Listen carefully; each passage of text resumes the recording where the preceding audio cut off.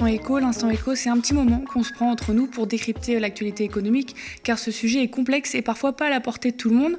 Comprendre et savoir, c'est s'armer pour choisir. Alors en juillet, je crois qu'il s'est passé pas mal de choses pour les Français et la fameuse question du pouvoir d'achat, notamment à l'Assemblée.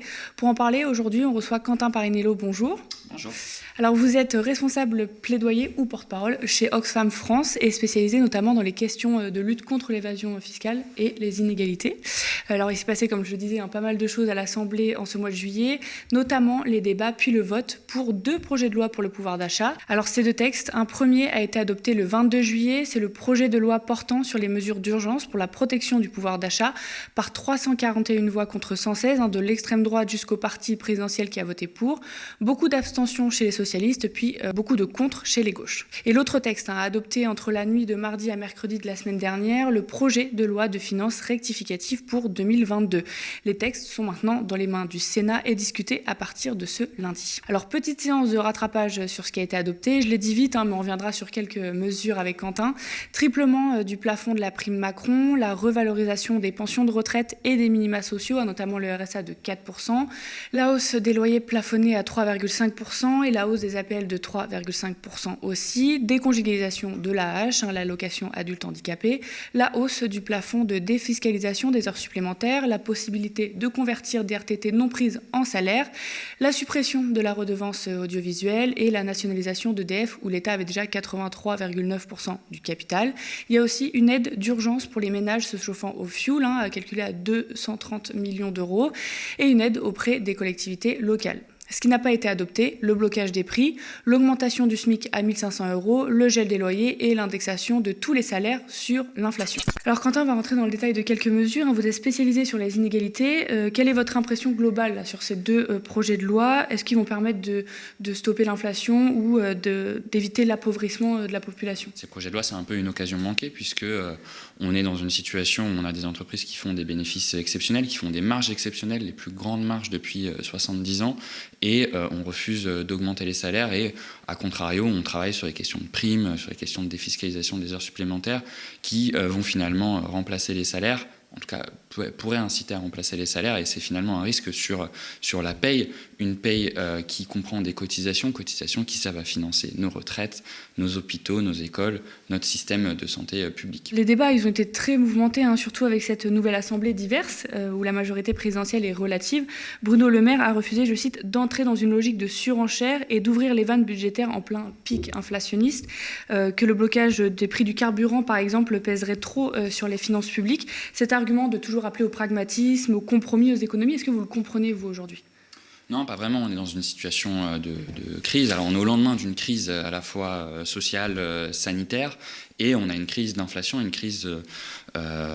une augmentation du coût de la vie, notamment sur la question des aliments et sur l'essence, qui est dramatique, notamment pour les populations les plus précaires. Et on attend du gouvernement qu'il fasse un geste, notamment pour aider ces populations, et force est de constater que jusqu'à maintenant, les solutions qui sont sur la table, elles ne sont pas suffisantes. Alors, il y a cette fameuse remise qui va être portée à 30 centimes, qui de fait bénéficie en ce moment beaucoup plus aux ménages les plus aisés qu'aux ménages les plus précaires. Donc on a un problème de ciblage de la mesure. Et sur les aliments de première nécessité, ça fait des mois, presque des années qu'on entend parler d'un chèque alimentation qui ne vient pas. Et donc on a un véritable problème d'aide aux plus précaires. Le fait qu'il y ait des débats à l'Assemblée, le fait qu'il y ait des oppositions qui proposent des solutions alternatives, quelque part c'est une bonne chose. Ça veut dire que l'Assemblée retrouve son rôle de force de proposition, de contrôle de l'action du gouvernement, et on devra surveiller dans les prochaines semaines, dans les prochains mois, si effectivement il y a des mesures qui sont co-construites avec les oppositions et que le Parlement retrouve son rôle finalement. Pendant les débats, on a pu notamment entendre Éric Woerth, donc député de la majorité, dire « les salaires, ça ne se décrète pas, c'est l'économie qui fait les salaires », avec ce fameux argument de inflation, montée des salaires, ce cercle vicieux. Est-ce que vous êtes d'accord avec cet argument aujourd'hui ? Non, pas du tout. Alors déjà, les salaires, ça se décrète, le SMIC, ça se décrète, et puis la majorité d'Éric Woerth est en train d'essayer de décréter la fin du plafond des salaires de rémunération pour les patrons du public. Donc quand ils veulent, ils peuvent absolument décréter des niveaux de salaire, ou en tout cas la fin de plafond. Et la question qui est posée derrière, derrière, c'est la cause de l'inflation. C'est une vraie question et c'est un vrai débat sur pourquoi les prix augmentent. Ce qu'il faut savoir, c'est qu'à la suite de la crise sanitaire, on a eu une forte hausse de la demande et dans certains secteurs, des secteurs où il y a très peu d'acteurs, des acteurs qui sont du coup en position de force, on a eu des fortes augmentations de prix. Ce qui suggère une autre piste d'augmentation des prix, ça serait que certaines entreprises, un petit nombre d'entreprises qui sont en position dominante, profiteraient de cette situation pour augmenter les prix. Alors c'est pas simplement Oxfam qui dit ça, on a la Banque des règlements internationaux qui estime qu'aujourd'hui la part des entreprises qui sont en mesure d'augmenter les prix est à un niveau historiquement haut. Aux États-Unis, si on décompose l'inflation, on voit que plus de 50% de l'augmentation des prix, c'est la hausse des profits d'un petit nombre d'entreprises. Et du coup, en France, oui, on a des entreprises qui font des marges historiques, et particulièrement dans certains secteurs. Alors on va y revenir, on parle de Total, on parle de CMA, CGM sur le transport maritime, on parle de la tech, de la finance. Et du coup, c'est des milieux, c'est des secteurs où on voit des augmentations de prix qui sont assez importantes et assez visibles et franchement choquantes au vu de la situation. Justement, je rebondis sur l'inflation que vous venez de citer. C'est un peu le nerf de tout ça, finalement, de pourquoi le pouvoir d'achat diminue autant. Je rappelle les chiffres. Sur un an, selon l'estimation provisoire réalisée en fin de mois, les prix à la consommation augmenteraient de 6,1% en juillet 2022, après plus 5,8% le mois précédent, donc selon l'INSEE. Alors, il y a un groupe de travail à l'Assemblée qui est chargé de suivre l'inflation et il a rendu ses premières conclusions mercredi dernier. Les députés Xavier Albertini, donc de Horizon, et Aurélie Trouvé de la France Insoumise, n'ont pas à ce stade identifié de comportement abusif systémique des industriels et des fournisseurs, mais ils vont poursuivre les travaux. Est-ce que vous comprenez pourquoi ils n'ont rien trouvé ? Vous avez pu notamment pointer les hausses de prix de Amazon de 43%. C'est un peu différent de l'inflation quand même, il y a une grosse marge. Est-ce qu'aujourd'hui, vous voyez des entreprises clairement profiter de cette crise ? Est-ce que vous pouvez un peu expliquer tout ce phénomène de spéculation ? Parce que c'est vrai qu'on a beaucoup entendu la guerre à bon dos parfois. Oui, alors plusieurs choses. Déjà sur cette mission, c'est ce qu'on appelle une mission flash, c'est très réduit. Les conclusions de M. Albertini et de Mme Trouvé sont claires, c'est juste on n'a pas eu assez de temps. Donc on aimerait continuer et faire cette mission d'évaluation en même temps que 2 projets de loi qui sont importants, qui prennent du temps. Simplement on n'a pas le temps pour aller auditionner assez de personnes et il faut plus de détails. Donc attendons les conclusions. Je crois comprendre qu'il va y avoir une seconde tranche d'évaluation qui leur a été accordée. Ensuite, effectivement, on a un faisceau d'indices, on a un faisceau d'éléments qui nous permettent de dire que dans certains cas, oui, on a des entreprises qui profitent de la crise. On parlait du transport maritime, du fret maritime tout à l'heure, donc CMA, CGM, qui est une des plus grandes entreprises de fret maritime. C'est un milieu très très peu concurrentiel, il y a 4 acteurs qui se partagent une énorme part du marché. C'est une entreprise qui a multiplié par 9 certains de ses tarifs. C'est pas Oxfam qui le dit, c'est le patron de Leclerc, Michel-Édouard Leclerc, qui du coup estime que forcément ça a une répercussion sur les prix à l'étal. Du coup, la question c'est est-ce que cette multiplication par 9, elle est le fait de la guerre ? A priori non. On a eu des conflits avant, on n'a jamais eu une augmentation des coûts de l'alimentation aussi forte. Sur Total, c'est la même chose. Il y a un conflit entre la Russie et l'Ukraine. La Russie est en train de diminuer sa livraison de gaz à l'Europe. Dans le même temps, il y a l'OPEP qui du coup réduit sa production. Mais on a déjà eu des variations de production de l'OPEP et ça n'a jamais fait exploser à ce point les bénéfices de quelques majors. Donc effectivement, on a Total, c'est pas les seuls, il n'y a pas que les françaises, il y a Shell, Exxon qui réalisent des bénéfices exceptionnels. On n'a juste jamais vu ça. Donc Total, pour ne pas vous dire de bêtises, je reprends mes chiffres. Sur ce trimestre, c'est 5,7 milliards de dollars, 9,8 milliards si on efface l'impact des sanctions russes. Sur l'ensemble du semestre, donc depuis le début de l'année, on en a 10,6 milliards de dollars, 18,8 sans les sanctions. Donc on a déjà dépassé le bénéfice qu'ils ont fait l'an dernier. On est à un niveau de bénéfice qui est simplement sans précédent, qui est choquant, parce qu'en fait, c'est pas simplement la question de la hausse des prix des carburants. La guerre, effectivement, là-dessus, elle a un petit peu bon dos. On a une entreprise qui augmente ses marges, au niveau de l'extraction, qui augmente ses marges au niveau du raffinage, et qui, du coup, ça pose question dans un contexte de crise, dans un contexte où on appelle les Français et les Françaises à se serrer la ceinture sur à qui on fait payer la facture, à qui on demande des efforts. Alors, autre gros sujet de ce mois de juillet que vous avez commencé à introduire, l'énergie. Entre la guerre en Ukraine et les sécheresses que connaît notre pays et pas que, la souveraineté énergétique était au programme à l'Assemblée. Donc, le projet de loi sur le pouvoir d'achat prévoit la réouverture temporaire de la centrale à charbon de Saint-Avold en Moselle et la construction d'un terminal méthanier flottant au Havre dont l'exploitation ne pourra excéder 5 ans. Ce terminal sera notamment approvisionné en gaz de schiste américain, des mesures qui sont jugées climaticides par la gauche, en particulier le groupe écologiste. Alors nous, nous, avec Quentin, je le rappelle, vous êtes responsable plaidoyer chez Oxfam, et spécialisé notamment dans les questions de lutte contre l'évasion fiscale et les inégalités. Donc on va surtout parler du débat toujours en cours sur cette fameuse taxe exceptionnelle pour les entreprises pétrolières, gazières ou de transport maritime, donc on vient de le dire, dont les profits ont largement augmenté ces derniers mois pendant la crise. Ça a un temps été envisagé jusque dans les rangs de Renaissance de faire cette taxation, mais les 12 députés signataires d'un amendement sur ce sujet l'ont retiré après les annonces de Total et de CMA-CGM. Donc les annonces, le géant pétrolier Total a promis une remise de 20 centimes à la pompe, tandis que le géant des porte-conteneurs va porter de 500 à 700 euros sa réduction par conteneur pour toutes les entreprises françaises. Les députés, les Républicains, eux, ils défendaient le blocage des prix à la pompe à 1,50 euros par litre, mais un compromis a été trouvé avec l'exécutif. L'État va augmenter la remise du prix sur l'essence, la portant de 18 à 30 centimes par litre jusqu'en octobre, avant de retomber à 10 centimes jusqu'en décembre. Et Bruno Le Maire a également annoncé le report de l'indemnité transport. Charles de Courson, du parti Liberté, Indépendants, Outre-mer et Territoires, il a détricoté un peu les annonces de Bruno Le Maire. Il a rappelé que la part du marché de Total sur la vente des carburants n'était que de 20 à 25%. Il a aussi évoqué les stations rurales qui avaient des soucis financiers par rapport aux grosses stations. Il parle de tout ça comme un coût marketing pour Total. Et de l'autre côté, la NUPES plaide pour la taxation. Il y a pas mal d'arguments du côté de la majorité qui sont avancés pour refuser cette taxation et on va les analyser ensemble donc avec vous. D'abord, est-ce que ce compromis trouvé donc entre les Républicains et Renaissance est satisfaisant et pérenne selon vous? Non, parce qu'il fait peser la majorité du financement de ces mesures sur l'État. Donc c'est l'État qui va rembourser une partie du coût. Ces mesures, elles ne sont pas forcément ciblées, comme je disais tout à l'heure, puisque la remise, elle profite plus à des ménages très aisés qui n'ont pas forcément le plus besoin d'être aidés et pas forcément plus aux plus précaires et notamment aux ménages contraints. Alors c'est un sujet difficile parce que cibler les ménages contraints, c'est pas forcément que dans les 10% les plus précaires, ça va beaucoup plus largement que ça. Mais en tout cas, on a un véritable problème à la fois de ciblage et de financement de cette mesure. Tout l'intérêt de taxer les super profits, les marges de Total, c'est qu'on fait peser le financement du coût de cette mesure sur Total qui réalise des marges exceptionnelles.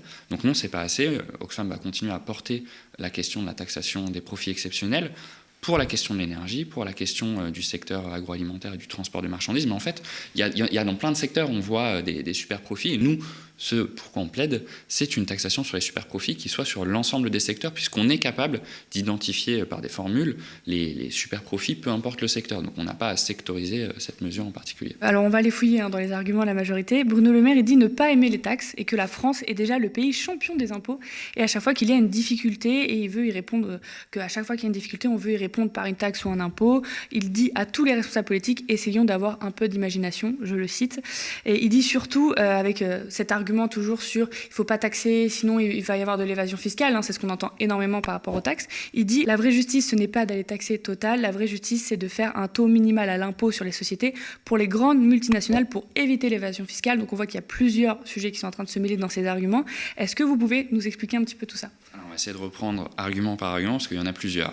Déjà, c'est pas soit la taxe exceptionnelle sur les profits de crise ou l'impôt minimum, c'est les deux. C'est juste que les deux mesures répondent à des enjeux différents. L'impôt minimum pour les multinationales, en théorie, il vise à limiter la concurrence fiscale déloyale. Donc on empêche d'avoir des pays qui baissent de plus en plus leur impôt sur les sociétés et qui incitent d'autres pays comme la France à continuer de baisser l'impôt. Cet impôt, il a été discuté au niveau international, au niveau de l'OCDE, il y avait 140 pays dans les discussions. Les négociations ont abouti à un taux de 15% avec pas mal d'exonérations. La France, par ailleurs, n'a pas été le pays le plus ambitieux pendant ces négociations.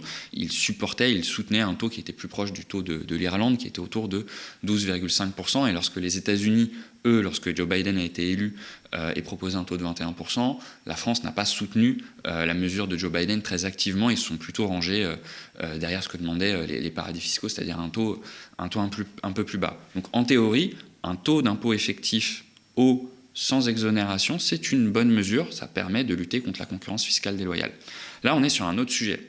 On est sur un sujet où on a un petit nombre d'entreprises qui sont en position dominante sur certains marchés et qui du coup en profitent pour augmenter leurs bénéfices, qui spéculent quelque part sur le dos de la crise. Donc ce n'est pas de la concurrence fiscale déloyale de pays, de paradis fiscaux. On est sur des entreprises qui profitent de la crise, qui spéculent sur la crise. Et donc cette mesure de mettre en place un impôt exceptionnel sur les profits de crise, ça permettrait de limiter cette spéculation. Donc premièrement. Deuxièmement, le fait de dire que les Français veulent répondre à chaque fois à un problème par une taxe, c'est un peu ironique, sachant que depuis le début, premier mandat Macron, la solution qui a été trouvée à tous les problèmes par le gouvernement, c'est plutôt de baisser les impôts, y compris quand ça n'a rien à voir.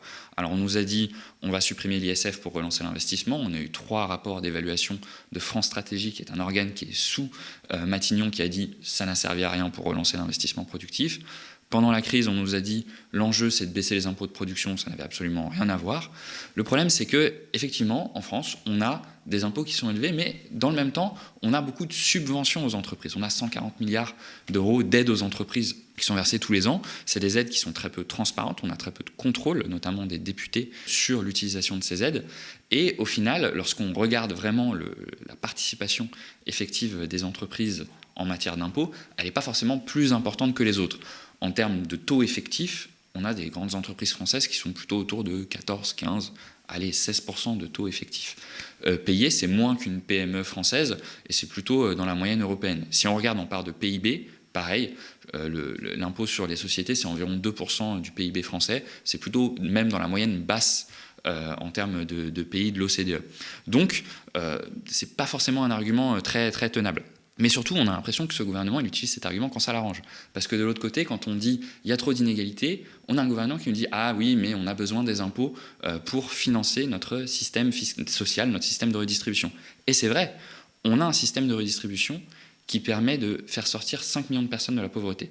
C'est bien, c'est très bien. Le problème, c'est que ce système de redistribution, il est sous pression depuis plusieurs années. Parce que on baisse les impôts des plus riches, parce qu'on baisse les impôts des grandes multinationales et qu'on transfère la responsabilité fiscale sur les classes moyennes et sur les classes populaires. Donc tout l'enjeu aujourd'hui, c'est pas de dire il faut plus ou moins d'impôts, c'est à qui on demande de faire des efforts pour financer notre modèle social. Justement, c'est l'argument d'éviter l'évasion fiscale. Ça me fait penser à Maxime Combe, qui a révélé sur le média indépendant Basta, il n'y a pas longtemps, que le groupe Total n'avait pas payé d'impôts sur les sociétés en France, ni en 2019, ni en 2020. Alors en 2020, ça s'explique un peu, mais je vais vous laisser le dire. Vous êtes spécialisé, comme je disais, dans la lutte contre l'évasion fiscale. Est-ce que là, c'en est et comment on peut en arriver là ? C'est pareil, on n'a pas encore les éléments effectifs, vraiment pour prouver qu'il y aurait eu de l'évasion fiscale, de la fraude fiscale, mais il y a un faisceau d'indices qui est problématique au mieux. Alors 2020, vous le disiez, année de crise, effectivement, on ne s'attend pas à ce qu'il y ait un montant d'impôt payé extrêmement fort, et puis de fait, le pays était à l'arrêt, donc il y a eu peu de consommation d'essence dans les stations. 2019, pas d'impôt, mais ce n'est pas la seule année. Entre 2011 et 2015, si je ne dis pas de bêtises, Total n'a aussi pas payé d'impôt en France.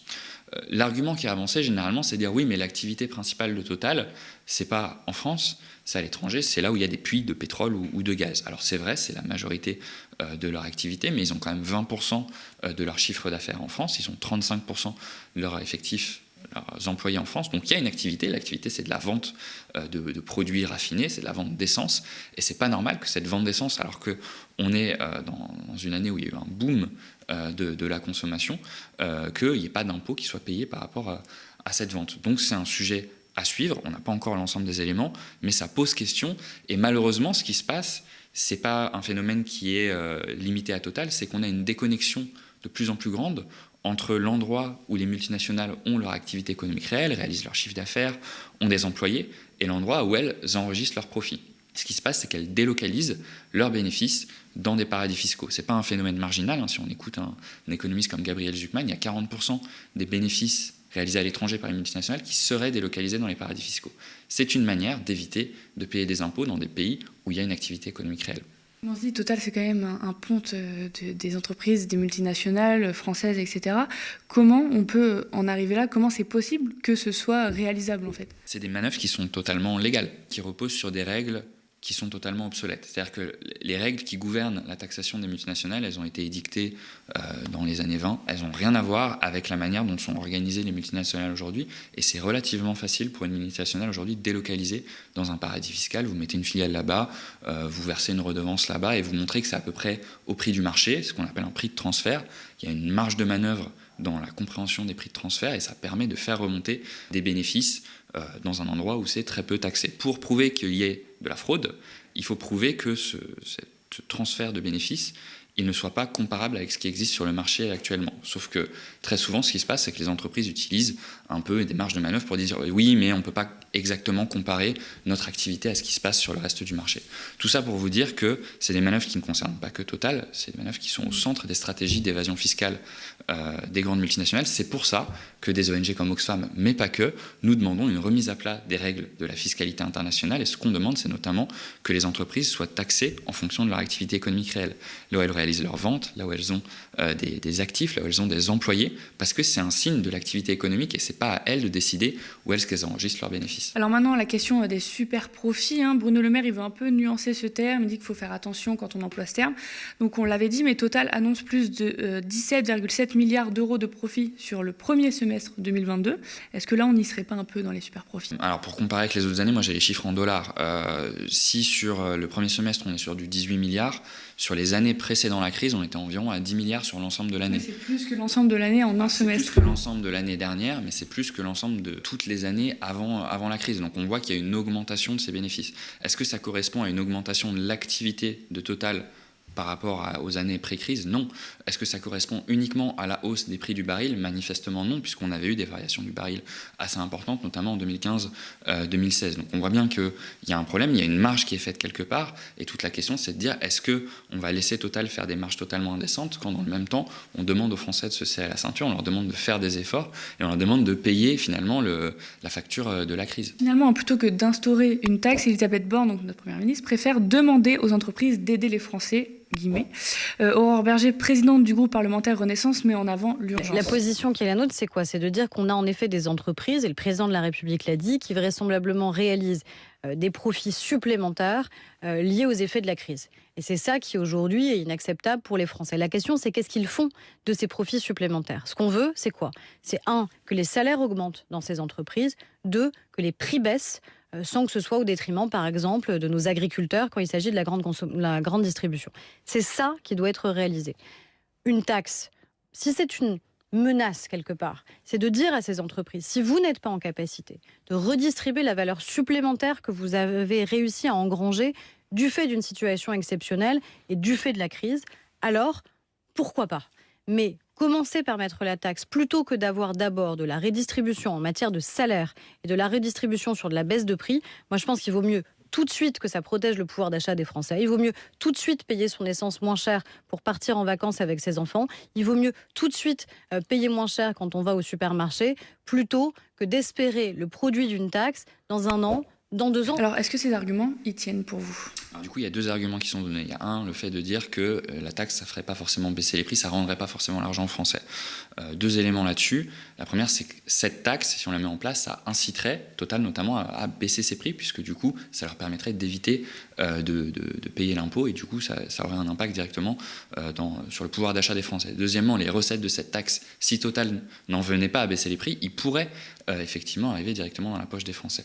Deuxièmement, sur la temporalité de cette taxe. C'est un peu problématique d'entendre cet argument de la part du gouvernement et de la majorité, étant donné qu'eux-mêmes ont refusé de discuter et de voter cette taxe qui était discutée dans le cadre du projet de loi de finances rectificative, comme vous disiez en début de vidéo. Un projet de loi de finances rectificative, ça s'applique sur cette année. Donc c'est sur l'année 2022, c'est-à-dire que ça taxerait les bénéfices de Total dès 2022 et ça serait disponible pour les finances publiques pour prévoir des aides dès cette année, dès la fin de l'année, on pourrait mettre en place des aides ciblées. Donc ces 2 arguments, simplement, ils ne tiennent pas. Donc l'OCDE et Bruxelles encouragent la taxation des super-profits, l'Italie et le Royaume-Uni la mettent déjà en œuvre, l'Espagne va le faire. Pourquoi ça bloque autant chez nous en France? Et ce n'est pas les seuls pays, d'ailleurs. Donc il y a la Roumanie, la Grèce, la Hongrie. Si on sort de l'Europe, il y a le Pakistan, il y a l'Inde, il y a le Chili, la Zambie. Donc on voit que ce n'est pas un sujet juste européen, et quelque part on a une forme de dogmatisme de la part du gouvernement qui dit il ne faut surtout pas augmenter les impôts. Alors on est dans une situation où on a des entreprises qui sont en position dominante pour augmenter les prix.